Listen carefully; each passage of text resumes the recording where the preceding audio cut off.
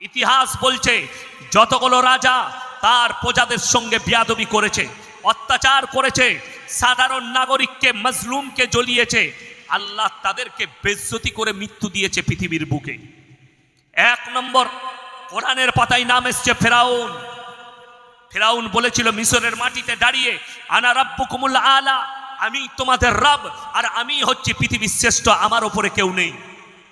আল্লাহ ফেরাউনকে পানিতে ডুবিয়ে বেইজ্জতির সঙ্গে মৃত্যু দিয়েছে। বেইজ্জতি, বাঁচাতে পারেনি কেউ তাকে। নাম্বার 2, নমরুদ, বেইজ্জতির সঙ্গে মৃত্যু হয়েছে। এই 2023 থেকে 2025 পৃথিবীর 4টা শাসককে আল্লাহ তাআলা বেইজ্জতি করে দেশ ছাড়া করেছে। নাম্বার 1, শ্রীলঙ্কার প্রধানমন্ত্রী দেশ ছেড়ে পালিয়েছে। তার দেশের মন্ত্রীদের আন্ডার প্যান্ট ছিঁড়ে দিয়েছে, বাড়ি এত মেরেছে জনতা। দেখেছেন না দেখেননি? যদি না দেখে থাকেন, যাদের কাছে বড় মোবাইল আছে এক্ষুনি বসে বসে ইউটিউবে সার্চ করুন। শ্রীলঙ্কার অবস্থা কি হয়েছিল দেখে নাও। নাম্বার 2, আমি বর্ডার এলাকায় বসে আছি মনে হয়, তাই না? একবারই বর্ডারে আমাদের। নাম্বার 2, রাজহাঁসের মাংস, পাতি হাঁসের মাংস, আপনার ভেটকি মাছের পকোড়া, গোলদা চিংড়ি, পাবদা, টেবিলে খাবার রেডি। ম্যাডাম গোসল করছেন, বেরিয়ে খানা খাবেন ডাইনিং টেবিলে বসে। সেনা প্রধান ঢুকে গেল, আপনার হাতে 40 মিনিট সময় আছে, যা কাগজপত্র যা মাল নেবেন নেন, হেলিকপ্টার রেডি আছে, দেশ ছেড়ে পালাতে হবে। জনস্রোত আসছে, আপনাকে হত্যা করে দিবে। রাঁধা ভাত আমার আল্লাহ খেতে দেয়নি, সেই মেহমানটা আবার আমাদের দেশেই বসে আছে। আমি আর নাম লুবো না, সমঝদারো কে লিয়ে ইশারা কাফি হ্যায়। কেন? আমার আওয়াজ হয়তো ওই দেশ পর্যন্ত পৌঁছেই যাচ্ছে, আর না পৌঁছালেও মোবাইলের মাধ্যমে পৌঁছে যাবে। আমার বন্ধুগণ, আমার ভাই, নাম্বার 3, বাশার আল আসাদ, সিরিয়ার প্রেসিডেন্ট, 27 বছর। যদি বলেন এই সিরিয়ায় কি আছে, সিরিয়ায় দামেস্কের একটা মসজিদ, কিয়ামতের যতগুলো আলামত আছে তার মধ্যে একটা আলামত এই সিরিয়ার সঙ্গে জুড়ে আছে।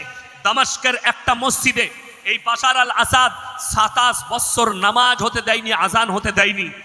এই বাশার আল আসাদের বাড়িতে 4,500 কোটি টাকার 4 হুইলার রাখা আছে। সে আর তার পরিবার কোথায় দেশ ছেড়ে পালিয়েছে আল্লাহ ছাড়া, সে ছাড়া কেউ জানে না। তার দেশের জনতা পেলে তাকে হত্যা করে দিত। তার সহযোগী যারা ছিল তারা লুকিয়ে গেছে, অনেকজনকে বিদ্রোহীরা হত্যা করে দিয়েছে। আমার বন্ধুগণ, এই দামেস্কের মসজিদটা কিয়ামতের আলামতের মধ্যে একটা আলামত। কেমন আলামত? ওই মসজিদেই ইমাম মেহদি ইমামতি করবেন, আর আল্লাহ তাআলা কিয়ামতের পূর্বে দাজ্জালকে হত্যা করার জন্য হযরতে ঈসা মাসিহকে ওই মসজিদেই নামানো হবে। জোরে বলুন সুবহানাল্লাহ। কিয়ামতের আলামতের সঙ্গে জুড়ে আছে। এখন সেই মসজিদে আজান শুরু হয়েছে, নামাজ শুরু হয়েছে। খালি আর পরে অপেক্ষা, ইমাম মেহদি কবে আসবেন, দাজ্জালের আবির্ভাব কবে ঘটবে। এখন আমাদের অনেক সমাজের লোক মনে মনে করছে দাজ্জাল তো এখনো এলো না। আপনারা হাদিস সম্পর্কে খুব অবগত নয়, আলেম উলামাদেরকে জিজ্ঞেস করুন। দাজ্জাল শুধু একটা ব্যক্তির নাম নয়, দাজ্জাল আসার আগে গোটা পৃথিবীতে তার সিস্টেম শুরু হয়ে যাবে দাজ্জালের। দাজ্জাল শুধু একটা ব্যক্তি নয়, পুরো একটা সিস্টেমের নাম হচ্ছে দাজ্জাল। সে আসার আগে তার পুরো সিস্টেম কাজ করতে শুরু করে দিবে দাজ্জালের হয়ে। তারপরে তো দাজ্জাল এসে আসল কাজটা করবে। আমার বন্ধুগণ, আমার ভাই, নাম্বার 4, চোখের সামনে এখনো 6 মাস হয়নি, নেপালের প্রধানমন্ত্রী দেশ ছেড়ে পালিয়েছে। হেলিকপ্টারে করে মন্ত্রীরা পালাচ্ছে। একজনকে দেখলাম আবার একটা মন্ত্রী নিজের বউকেও ধরে নিয়েছে, তুই পালিচ নালে তোকেও ফাটাবে। আল্লাহ বলে আমার মার কত সুন্দর আওয়াজ উঠেনি। একজন পানিতে ছুটছে একটা মন্ত্রী, আর পাছাতে তার বাড়ি মারছে, প্যান্ট ছিঁড়ে গেছে, আন্ডার প্যান্ট পড়ে আছে, পাল্টি খেয়ে খেয়ে পানিতে পড়ে যাচ্ছে। তোরা যে বলছিলি লালবাতি গাড়ি, তোরা যে বলছিলি বডিগার্ড, তোরা যে বলছিলি পুলিশ, মাথায় রাখবে যদি কেউ কোন এলাকার নেতা, গ্রাম্য নেতা, দেশের নেতা, কোন রাজা, কোন বাদশা, কেউ যদি নিজের প্রজার উপরে অত্যাচার করে, তার চোখের পানিটাই তোমার জন্য কাহার হয়ে যাবে, আর খুব তাড়াতাড়ি আল্লাহ তোমাকে বেইজ্জতি করে মৃত্যু দিবে। এটা ইতিহাস বলছে পৃথিবীর, এখন অনেক দেখতে বাকি আছে। ওই জন্যে মনে মনে করবেন না যে এসআইআর এর কাগজ পাঠিয়ে দিয়েছে আর উনি মনে করছেন আমার বাপের দেশ। তোমার বাপের দেশ নয়। যেদিনে আল্লাহর মার পড়বে আওয়াজ উঠবে, আর তুমি পালাবারও রাস্তা খুঁজে পাবে না। আল্লাহ যেদিনে তোমাকে মার দিবে, তুমি রেডি থাকো। এই দলিত, আদিবাসী, হিন্দু, মুসলিম, গরিব, অসহায়, এদিকে লাইনে দাঁড় করিয়ে এদিকে যে কষ্ট দেওয়া হচ্ছে, এদের চোখের পানিটা যেদিন আল্লাহর বারগাহে কবুল হবে, তোমরা দেশ ছেড়ে পালাবার রাস্তা পর্যন্ত খুঁজে পাবে না। যেভাবে হয়রানি চলছে, বড় কষ্ট লাগে, দুঃখ লাগে। আমি চ্যালেঞ্জ ছুড়ে বললাম, আমাকে একদিনের জন্য ভোট কমিশনার করে দেন, এই মাল কটাকে সব পাকিস্তানি করে আমি পাঠিয়ে দিতে পারবো। আমার হাতে বলতো, আমি যা বলবো তাই তো। কথাটা বুঝতে পারেননি? আমি বলে দেন তুমি দেশের নাগরিক লয়, কেন? সব আমার।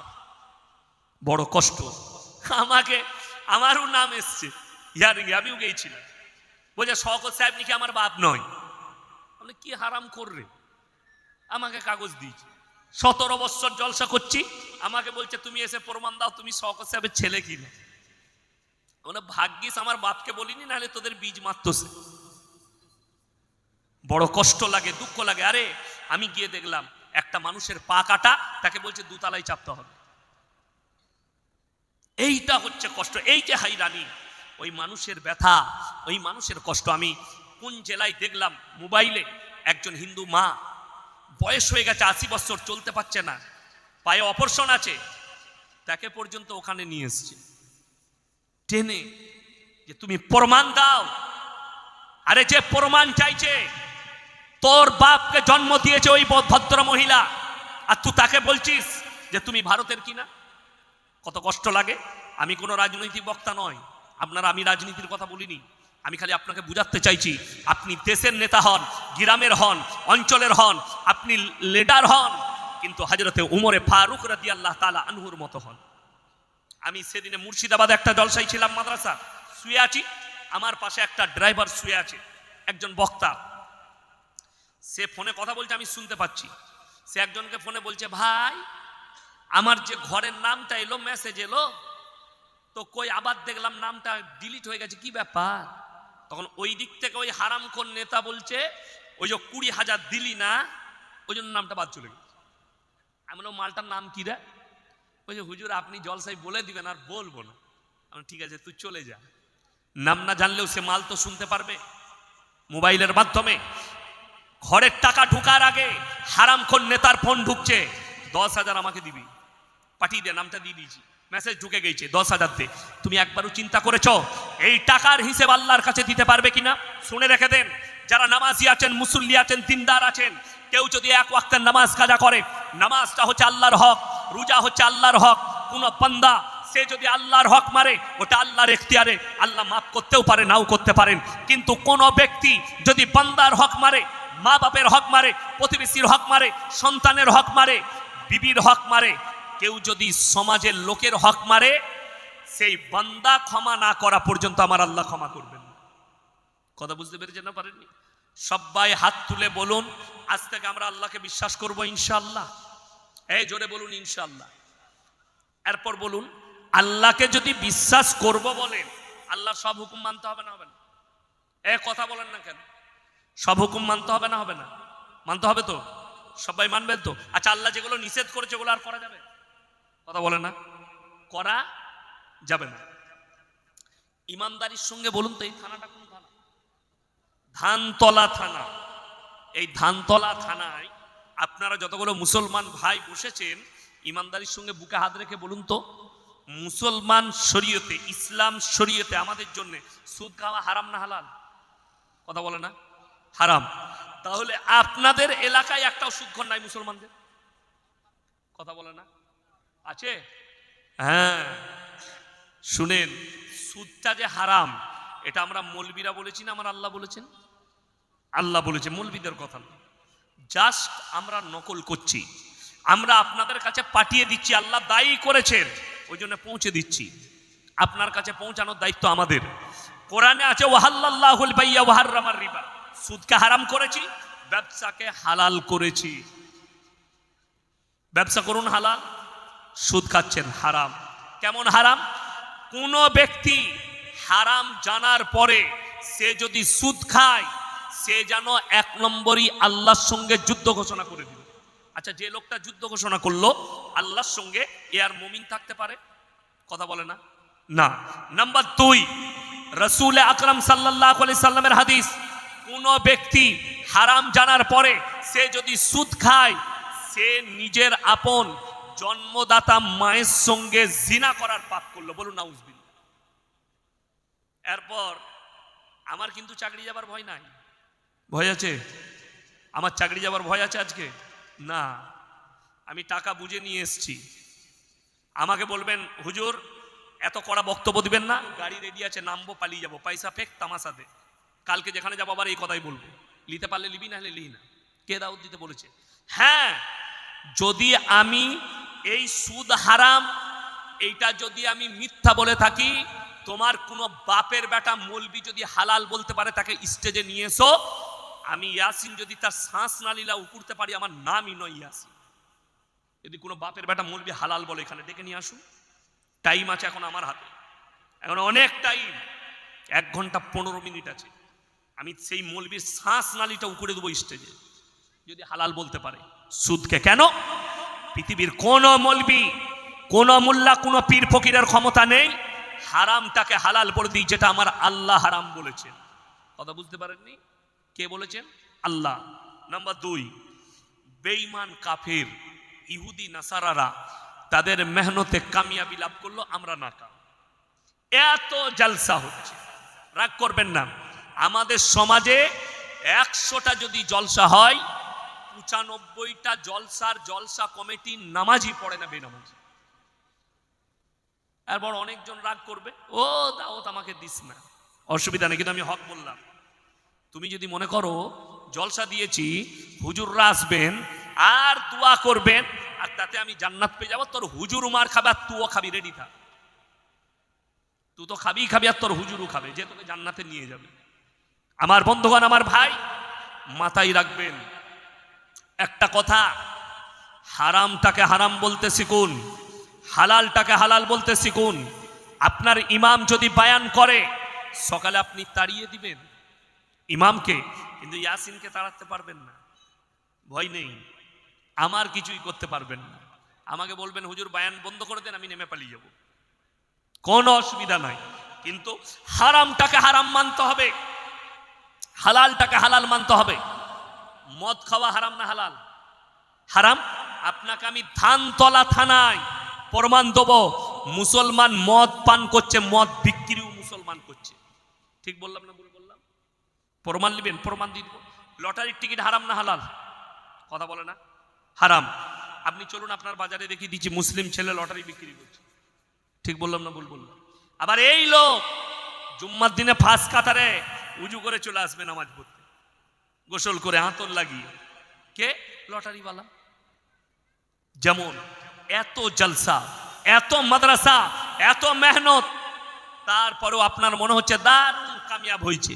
ইয়াসিন সাহেব এত হক কথা বলছে, কামিয়াবি হয়েছে, কিচ্ছু কামিয়াবি হয়। আমাদের জলসা করা হচ্ছে, পকেটে টাকা পুরা হচ্ছে, হুজুররা টাকা নিচ্ছে, ঘর চলে যাচ্ছে। আপনারা জলসা করছেন, বিরিয়ানি খাওয়া হচ্ছে, মাংস ভাত খাওয়া হচ্ছে, আর লোককে দেখানো হচ্ছে আমরা একটা জলসা দিলাম, বাকি ফায়দা কি? যদি বলেন ফায়দা কেন হয়নি, তার প্রমাণ শুনেলেন।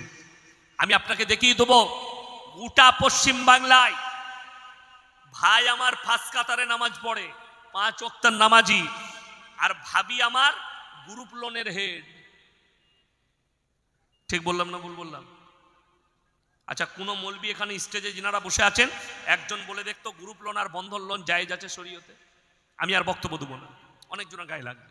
আর যদি আপনার এদিকে পছন্দ না হয়, আপনার জানা মতো মৌলবিকে ফোনটা করে ডাকেন যে স্টেজে তাড়াতাড়ি আসুন, একজন বাপের বেটা বসে আছে বর্তমান থেকে এসে বন্ধন লোন আর গ্রুপ লোনকে হারাম বলছে, কেউ যদি হালাল করে দিতে পারে, আমি আর কথা রাখবো না সমাজের বুকে। এটা আমি চ্যালেঞ্জ দিলাম আপনাকে। আমার বন্ধুগণ, হারামটাকে আপনি কি করে হালাল বলতে পারেন? দাইয়ুস কোনোদিন জান্নাতে প্রবেশ করবে না। এক তো সুদের কারবার করছে আপনার বউ, আপনার বিটি, আপনার মা, এরা সুদের কারবার করছে, 1 নম্বরই হারাম কাজ। 2 নম্বর, এদের কারণে আপনার তার স্বামী জাহান্নামে যাবে। হাদিসে আছে দাইয়ুস কোনোদিন জান্নাতে প্রবেশ করবে না। দাইয়ুস হচ্ছে ওই ব্যক্তি যে তার বউকে, তার বিটিকে, তার মাকে, তার বোনকে বেপর্দা করে রাস্তায় ঘোরায়, চল রাস্তায় বেরিয়ে যা, যা সুদের ওপরে পয়সা নিয়ে আয়, যা এটা কর। এই ব্যক্তি, তার মধ্যে দিন নেই, এই ব্যক্তি হচ্ছে দাইয়ুস। আর দাইয়ুস কোনোদিন জান্নাতে যাবে না। তুমি নামাজ তো পড়ছো, তোমার বিবি গ্রুপ লোন করছে রাস্তায় বেরিয়ে, অবাক লাগে, দুঃখ লাগে। আপনি ভেবে দেখুন তো, লটারির টিকিট হালাল হলে আমরা 5,000 টাকা বেতনে তোমার মসজিদে কাজ করতে যাব কেন? প্রত্যেক দিন একটা করে লটারি টিকিট কাটবো। একদিন যদি 1 কোটি পড়ে যায়, তুই ইমামতি বুঝে লিখে আমি ঘর পালাচ্ছি।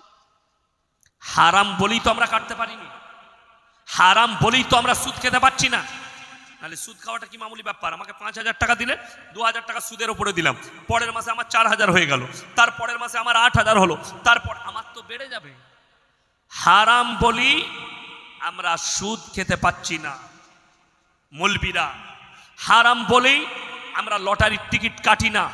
স্পর্শ করা হারাম বলি আমরা মদ পান করি না, মদের কারবার করি না।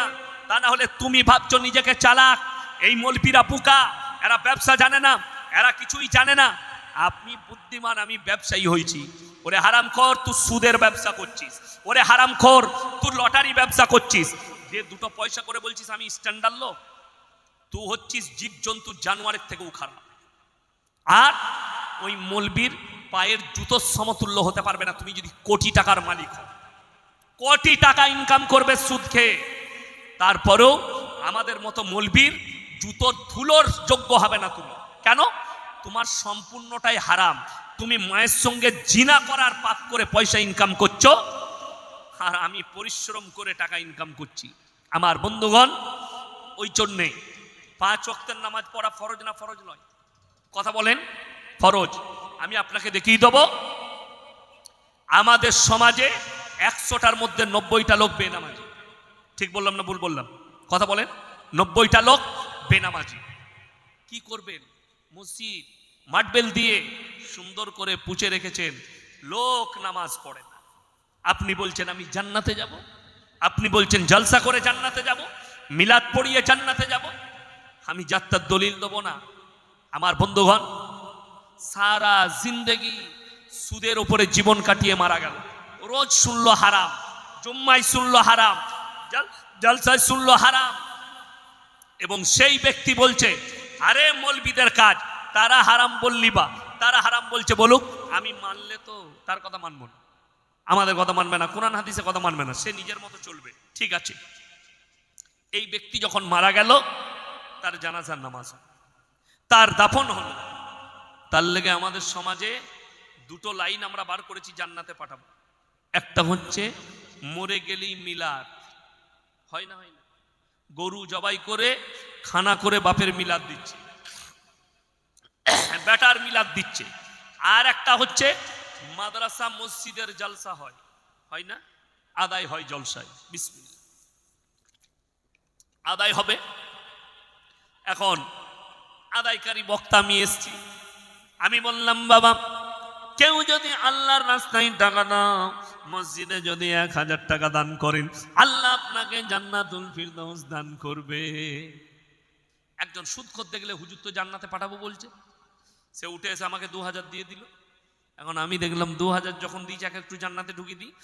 আহারে বান্দারে কোথায় বসেছিল, আর ছিল কি না ছিল, 2000 দিল, দিয়ে তাকে জান্নাতে ভরে দিল। সে দেখলে এত ভালো জান্নাত তো আর কোথাও নাই, সে আর সুদ ছাড়বে? তুমি একবার বলেছো হুজুরকে, হুজুর আমি আপনাকে সুদের পয়সা দিচ্ছি, হুজুরের দোয়াটা তারপরে শুনতে কি দিত? হুজুর ধরে টাকাটা এরকম করে ফেলিয়ে দিত। কোন বুকা মলবি এই দোয়া করবে না। কোন হুজুরের দোয়া শুনেছেন? আল্লাহ সারা জিন্দগি মদ খেয়েছে, সারা জিন্দগি জিনা করেছে, গাঁজা বিক্রি করেছে, লটারি বেচেছে, আল্লাহ আমাকে যখন দেশি মুরগি দিয়ে ভাত দিয়েছে, 10,000 টাকা দিবে আল্লাহ, তখন আমাকে হায়ার করে এনেছে, তোমাকে যা হোক করে আগে জান্নাতে দিতে হবে। এই দোয়া শুনেছে কোন হুজুরের? কে করবে? পাগলে করবে এই দোয়া। আমাকে যদি দোয়া করতে বলেন, আমাদের দোয়া আল্লাহ মুমিনিন মুমিনাত মুসলিমিন মুসলিমা, মুমিনিন মুমিনা মুসলিমিন মুসলিমা। কখনো কোনো মৌলবি বলবে না যার দিল দিমাগ সহি আছে, ঠিক আছে, সে কোনোদিন এই দোয়া করবে না আমাকে ভাড়া করে নিয়ে এসছে আর বাপ জিন্দগি ভর সুদ খেয়েছে, হারাম জেনে একে জান্নাতে দিয়ে দাও। এখন অনেক জনার বুকে ব্যথা লাগবে, ব্রেনে আঘাত লাগবে, হুজুর আপনি কি করে বলছেন যে সুদ খেয়ে জিন্দগি ভর মারা গেছে, এর জন্য দোয়া করা যাবে না। 100% দোয়া করা যাবে। কত পার্সেন্ট বললাম? 100%। যে লোক জানলো এটা হারাম, সেই লোকের জন্য দোয়া করা যাবে না। যদি জিদ করে সুদ খায়, হারাম জানার পরেও খায়, সে 1 নম্বরই বেঈমান হয়ে গেছে, আল্লাহর সঙ্গে যুদ্ধ ঘোষণা করে দিয়েছে। 2 নম্বর মায়ের সঙ্গে জিনা করার পাপ করেছে জিন্দগি ভর। আপনি তার লেগে দোয়া করবেন? তাহলে দলিল দেবো আপনাকে। বাপ দাদার গল্প বলতে আসিনি আমি, আমার বাপের ঘটনা বলবো না। যিনি পৃথিবীর শ্রেষ্ঠ পয়গম্বর হযরত মুহাম্মদ মুস্তাফা, সকলে জোরে একবার বলুন সাল্লাল্লাহু আলাইহি ওয়াসাল্লাম, তিনি হচ্ছেন রাহমাতুল লিল আলামিন। তিনার কথা বলবো। জানেন, পৃথিবীর কার দিকে তাকাবেন না, কে নবীজিকে গালি দিচ্ছে, কে কোরআনকে গালি দিচ্ছে, কে আল্লাহকে গালি দিচ্ছে, এই দিকে তাকাবেন না। আমাকে একজন ভিডিও পাঠিয়েছে, তাকে আমি নিষেধ করলাম এইসব ভিডিও আমাকে পাঠিও না। একজন মুহাম্মদ সাল্লাল্লাহু আলাইহি সাল্লামকে গালি দিচ্ছে। ভারতের ছেলে না বাংলাদেশের জানি না, কিন্তু বাঙালি, খুব গাল দিচ্ছে নবীজিকে। আপনারা বলুন তো, নবীজিকে গালি দিলে ইসলামের কোনো ক্ষতি আছে? তার নিজস্ব ক্ষতি আছে। কার নিজস্ব ক্ষতি আছে? যে গালি দিচ্ছে তার। যেহেতু পৃথিবীর এখানে যারা শিক্ষিত বসে আছেন, আমাদের বেশিরভাগ শিক্ষিত লোক গুমরা। যারা গুমরা বুঝেন, যারা টুপি দাড়িওয়ালাকে দেখলে ঘৃণা করে, যে মুসলিম কটা শিক্ষিত, তাদেরকে বলছি ভালো করে মোবাইল ঘাঁটো, পেপার ঘাঁটো। এই হারামখোরদের মুখে কুলু পেটে গেছে। তসলিমা নাসরিনের মতো হারামের আওলাদ নবী মুহাম্মদ সাল্লাল্লাহু আলাইহি সাল্লামকে গালি দিয়েছে, আমাদের মতো মৌলবীকে গালি দিয়েছে। আমার বন্ধুগণ, আমি আপনাকে অনুরোধ করে বলছি, একবার তো মোবাইলটা খুলতে বলুন তাদেরকে। ইফেস্টেন ফাইল প্রকাশ হয়েছে, গোটা পৃথিবী তাকিয়ে দেখছে, গোটা পৃথিবীতে চর্চা চলছে। ভারতেরও অনেকজনের নাম এসছে, আমি আর নাম লুব না, মোবাইল খুললে দেখে নিতে পারবে। আমার বন্ধুগণ, আমার ভাই, তাবর তাবর নেতাদের, তাবর তাবর জ্ঞানীদের, বৈজ্ঞানিকদের, শিক্ষিতদের নাম এসছে, আমাদের মতো মৌলবীর নাম সেখানে নেই। যদি বলেন ইফেস্টেন ফাইল কি, তাইলে যারা শিক্ষিত আছেন, যারা গুমরা সেজে, যারা মুখে কুলু পেটে ভয়ে বসে আছেন, তারা শুনে যান। ইফেস্টেন একজন হচ্ছে কিলার, মানে ইসমাংলার। সে একটা কয়েক বিলিয়ন ডলার দিয়ে আইল্যান্ড কিনেছিল। সেই জায়গায় দামি দামি প্রসাদ তৈরি হয়েছে। প্রসাদ মানে বাড়ি, বাংলো। তার প্রাইভেট জেট ছিল, প্রাইভেট প্লেন, তার নিজস্ব হেলিকপ্টার। এবং সেই জায়গায় পৃথিবী থেকে বাচ্চা বাচ্চা মেয়েদিকে অপহরণ করে নিয়ে যাওয়া হতো, কিডন্যাপ করে। কত বছরের মেয়ে? 12, 14, 13, 9 এই বয়সের মেয়েদিকে নিয়ে যাওয়া হতো। এবং সেই জায়গায় নেতারা গিয়ে চুজ করত, কোন মেয়েটার সঙ্গে আমি ধর্ষণ করব, জিনা করব। সেই বাচ্চা বাচ্চা মেয়েগুলোকে ধর্ষণ করা হতো। শুধু ধর্ষণ করেই ক্ষান্ত থাকেনি, ধর্ষণ করার পরে ওই মেয়েটাকে মার্ডার করে তার মাংস রান্না করে মদ দিয়ে পর্যন্ত পার্টি হয়েছে। আমি একটা প্রতিবেদনে পড়ছিলাম মোবাইলে, সত্য মিথ্যা মিডিয়া জানে, আমি জানি না, পড়ে দেখলাম যে আবার এই অন্যায় হতো যে তারা প্রেগনেন্ট হয়ে যেত, যে মেয়েগুলো তাদের বাচ্চাগুলো বার করে নাকি স্যুপ বানিয়ে খেত। সত্য মিথ্যা আমি জানি না, আমি পড়ে দেখলাম, খালি লোকে লিখে দিচ্ছে, পড়ছি, ফেসবুকে, ইউটিউবে, টুইটারে পড়ছি। আমার বন্ধুগণ, ইফেস্টেন ফাইলে এদের নাম এসছে, আজকে গোটা পৃথিবী চুপ আছে। আর মুহাম্মদ সাল্লাল্লাহু আলাইহি সাল্লাম 6 বছর বয়সে মা আয়েশা সিদ্দিকা রাদিয়াল্লাহু তাআলা আনহাকে বিবাহ করেছেন। পৃথিবীর বেঈমান কাফেররা তহমত লাগিয়েছে। 9 বছর বয়সে সংসার শুরু করেছে। যতগুলো মুমিন ভাই স্কুল কলেজ ইউনিভার্সিটির ছেলে মেয়ে বসে আছো, যারা তোমাকে স্কুল কলেজে যে বেঈমান, যে নেমো খারাম বলবে, তোমাদের মুহাম্মদ সাল্লাল্লাহু আলাইহি সাল্লাম 9 বছর বয়সে মা আয়েশাকে সংসার শুরু করেছে, 6 বছর বয়সে বিবাহ করেছে। তাকে চোখে আঙুল দিয়ে বলবে যে তুমি ভালো করে ইতিহাসটা খুলে পড়ো। ঈশ্বরচন্দ্র বিদ্যাসাগর তিনি যখন বিবাহ করেছেন, তিনার স্ত্রীর বয়স কত ছিল? বঙ্কিমচন্দ্র চট্টোপাধ্যায় তিনি যখন বিবাহ করেছেন, তিনার স্ত্রীর বয়স কত ছিল? কবিগুরু রবীন্দ্রনাথ ঠাকুর যখন বিবাহ করেছেন তিনার স্ত্রীর বয়স কত ছিল? সত্যেন্দ্রনাথ বসু, সত্যেন্দ্রনাথ দত্ত, তিনি যখন বিবাহ করেছেন তিনার স্ত্রীর বয়স কত ছিল? সব 6 বৎসর, 7 বৎসর, 9 বৎসর, 10 বৎসর, 11 বৎসর। আমি খালি চিন্তা করছিলাম, ভাগ্যিস রবীন্দ্রনাথ ঠাকুর এখন জীবিত নেই, তা না হলে তাকে 100% বাংলাদেশ যেতে হতো। কেন? তিনি হচ্ছেন বাপের 14 নম্বর সন্তান, 4টাতেই ঝামেলা চলছে, তাহলে 14টায় কত ঝামেলা বাড়তো? কথাটা বুঝতে পারেননি? আমার বন্ধুগণ, আমার ভাই, রবীন্দ্রনাথ ঠাকুর যেদিনে বিবাহ করেছেন ওনার স্ত্রীর বয়স ছিল মাত্র 11 বৎসর।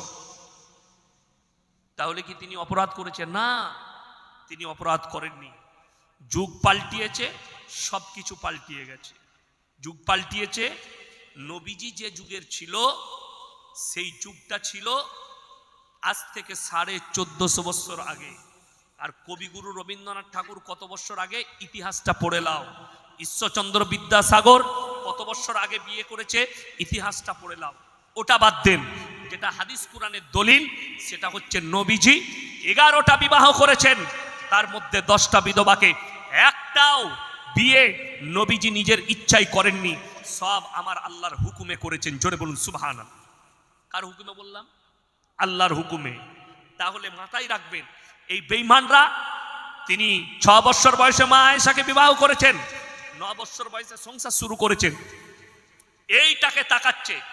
কিন্তু কেউ, এই বেঈমানরা কোনোদিন বলেছে যে আল্লাহর নবী সাল্লাল্লাহু আলাইহি সাল্লাম যখন বয়স 25 মানে 25 বছর, কত বললাম? কত? 25, 25। সেদিনে যিনি জিনাকে বিবাহ করলেন তিনি হচ্ছেন 40 বছরের একজন বিধবা, হযরতে খাদিজাতুল কুবরা রাদিয়াল্লাহু তাআলা আনহা। জোরে বলুন সুবহানাল্লাহ। তিনি বিধবা ছিলেন। আপনাদের নদিয়া ডিস্ট্রিক্টের কৃষ্ণনগরের আশেপাশে একটা ছেলে আমাকে ফোন করেছে 1 বছর আগে, হুজুর আমার বাড়ির পাশে একটা 24 বছরের মেয়ে বিধবা হয়েছে, স্বামী অ্যাক্সিডেন্টে মারা গেছে, তার একটা 6 মাস 1 বছরের বাচ্চা আছে, আমি কি সেই মেয়েকে বিবাহ করতে পারি? এমন ইদ্যত পালন হলে আফকোর্স তুমি করতে পারো, এমনকি এর মধ্যে আল্লাহ কোরআনে বলেছেন খায়ের বরকত আছে। জোরে বলুন সুবহানাল্লাহ। আমার নবীজিও বলেছেন এর মধ্যে বরকত আছে, করে নাও। কেন? বিধবাটা ডাস্টবিনে ফেলার জন্য নয়, রাস্তায় ঘুরে বেড়াবার জন্য নয়, বিধবাটা জিনা করার জন্য নয়। যদি পছন্দ হয় হালাল তরিকায় বিবাহ করে বিবি রূপে স্বীকৃতি দাও, আল্লাহ এর মধ্যেও বরকত রেখেছেন। সে বলল, হুজুর আমার মা আর বাপ পরিবারের লোক তারা বলছে তুই একটা বিধবা বিবাহিত মেয়েকে বিয়ে করবি, এত নোংরা কাজ করবি। আমি কে বললো নোংরা কাজ? বলে আমার মা বাবা। আমরা ঘরে যাও, তোমার বাপ নামাজ পড়ে? জি। তোমার মা নামাজ পড়ে? বললে জি। আমরা নামাজ পড়তে পারে কিন্তু নবীর উম্মত হতে পারেনি। বলে কেন? আমরা ফোনটা নিয়ে গিয়ে লাগাও, স্পিকারে দাও। তার আব্বা আমার সাথে কথা বলল, সালাম দিলাম, উত্তর দিল। আমি তাকে বললাম, নবী মুহাম্মদ সাল্লাল্লাহু আলাইহি সাল্লামকে ভালোবাসেন? বললে দিল থেকে ভালোবাসি। আমি বললাম, আপনার ছেলে একটা বিধবাকে বিয়ে করলে এটা যদি খারাপ কাজ হয়, সমাজে নোংরা কাজ হয়, আল্লাহ নবীর বয়স ছিল 25 বছর আর প্রথম বিবাহ করেছেন 40 বছরের বুড়ি হযরতে খাদিজাতুল কুবরা রাদিয়াল্লাহু তাআলা আনহাকে, তাহলে নবীজি খারাপ কাজ করেছিল আপনার কথা মতো? বলে হুজুর আমার ভুল হয়ে গেছে, আমার সন্তান রাজি আছে, বিয়ে দিয়ে দাও, এর মধ্যে খায়ের বরকত পাবে। বলে আপনি বলেছেন যখন তাহলে করুক, অসুবিধা নাই, আমিও রাজি। জোরে বলুন সুবহানাল্লাহ। এইটা মেনে নিয়া। এরপর বলুন তো, এখানে হয়তো আমার অনেক অমুসলিম ভাই আমার বক্তব্য শুনছেন, আমার 2.5 লাখের বেশি বক্তব্য ছুটছে কোরআন, ফেসবুক, ইউটিউব আর টুইটারে। কার ধর্মকে আমি আজ পর্যন্ত গালি দিইনি, আর আল্লাহর কৃপায় দেব না। কেন? কোরআন নিষেধ করেছে, কারো দেবদেবীকে গালি দিও না, কারো ধর্মকে গালি দিও না। অজ্ঞাত অবস্থায় সে তোমার আল্লাহকে গালি দিলে তোমার ক্ষতি হবে। ওই জন্য ইসলাম শিক্ষা দেয়নি কারো ধর্মকে গালি দিবে, কারো দেবদেবীকে গালি দিবে। চলুন, আমাদের দেশে আমি বইয়ে পড়েছি, মোবাইলে দেখেছি যে আমাদের দেশে একটা প্রথা ছিল, সেটার নাম হচ্ছে সতী দাহ প্রথা। সত্য মিথ্যা আমি জানি না। স্বামী মারা গেলে নাকি সেই চিতার ওপরে স্ত্রীকে জ্যান্ত জ্বালিয়ে দেওয়া হতো। যাই হোক, রাজা রামমোহন রায় এসে বন্ধ করলেন। আপনি বলুন তো, যারা নবী মুহাম্মদ সাল্লাল্লাহু আলাইহি সাল্লামকে গালি দিচ্ছে, তাকে বলছি এই স্ত্রীকে জ্বালিয়ে দেওয়াটা ভালো না একটা বিধবার মাথায় হাত রাখা ভালো? বলে না, আপনি বিবেক দিয়ে বলুন না কোনটা ভালো হতে পারে, পুড়ি দেওয়াটা না তাকে বিবাহ করে স্বীকৃতি দেওয়াটা? বিবাহ করে স্বীকৃতি দেওয়াটা উত্তম। কেন? প্রত্যেকটা প্রাণের একটা নিজস্ব মূল্য আছে। আল্লাহ প্রাণটা দিয়েছে তোমার জন্য নয়, আল্লাহ দিয়েছে প্রাণটা, ওই জন্য